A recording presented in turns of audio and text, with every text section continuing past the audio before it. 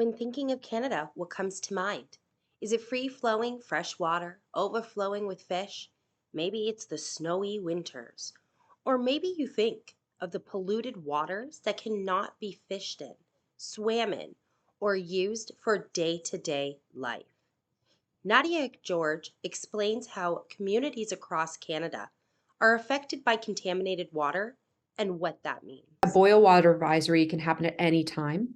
There's also short-term and long-term boil water advisories. So somebody can be on a boil water advisory, for 6 months, and then even if their water reaches a certain percentage of this is allowed or this is okay, they're automatically taken off. But the water itself can still be very dangerous and toxic.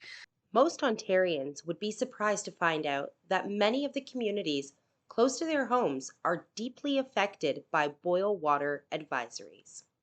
Currently, there are still about 35% of First Nation communities in Ontario alone that are on boil water advisories. So that's quite a high percentage.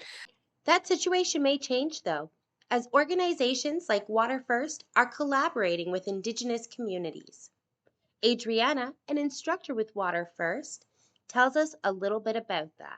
We invited the Lands and Resources team to some of our brainstorms with the students, and the students really liked that, kind of having community members come into the classroom and talk about the same project that the students were working with. So that was a really great connection to see, and that's something that we try to do at Water First.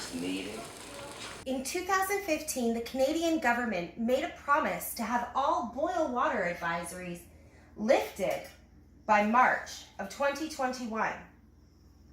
It's now December 2022. For Say News, I'm Chantel Colwell.